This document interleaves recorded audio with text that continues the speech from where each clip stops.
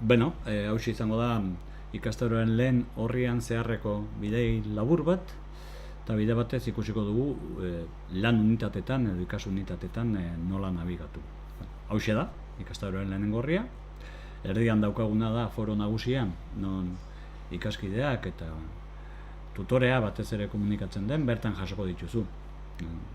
Azalpen nagusiak, argibideak, bertan egin ahal izango dituzu galderak, nahi adina mezu idatzi ahal izango dituzu, eta ikusten duzuenez, mezu bakoitzaren azpian, edo barnean, dituzu erantzunak, eta erantzuteko aukera. Bai? Erantzun, eta hor, zintzilikatuan izango duzu zurea. Nabigatzeko gero berena da, barra honetara jotzea, eta ikastaro hasierara joatea berriro, eta hementxe gaude. Eta orduan, eskubiko blokean, ditugu beste hainbat baliabide, hemen ikaskide guztien izenak agertuko dira.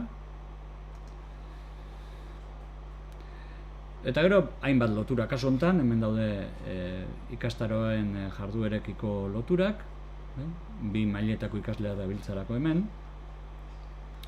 Hauxe da gure blogaren lotura, blog honetan ere, bai ikaskideak eta bai irakasleak ere, edo tutorek idazten dute, eta hainbat informazio interesgarri topatuko duzu.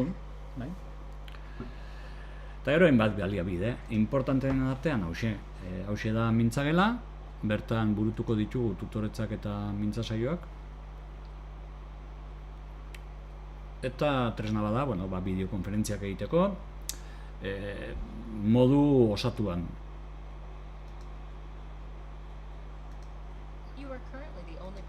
Bai?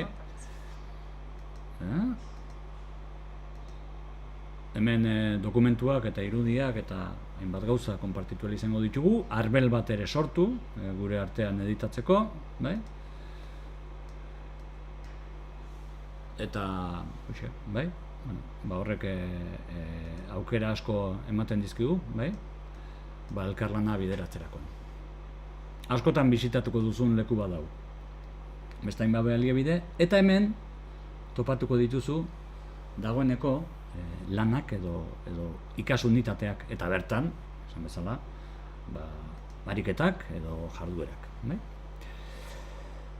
Hauxe da, gure programazio estandar baten edo unitate estandar baten itxura, hemen daukazuen nabigazio barra, eta bi modu dituzue bertan nabigatzeko, edo nabigazio barra hau erabiltzea, edo beko gezi hau. Kontuz, eta ikusten duzu, hauxe da jarduera,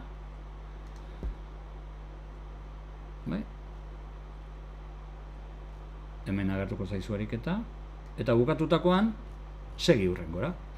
Orduan hurrengora esan bezala edo hemendik joan zaitezke, baina aholkatzen dizugu goiko hau erabiltzeaz askotan ez duzu segidako ibilbidea egin nahiko, baizik eta bueltatu nahi izango duzu hasierara edo azalpenen bat jaso nahi izango duzu hemen. Orduan, guk uste dugu egokiena barra hau erabiltzea dela bertan nabigatzeko, bai? Ikusten duzu? Bertan topatuko dituzu, bai jarduerak, baita jarduera hauek botatzeko edo egiteko, edo burutzeko, besateko azalpenak eta behar duzun guztia.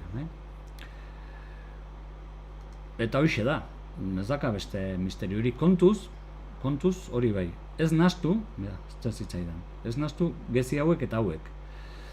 Askotan, jarduera berak baditu badauka navigazio modu bat, baina ez erabili hau, nahastu egiten baitu guk proposatzen dizugun egitura.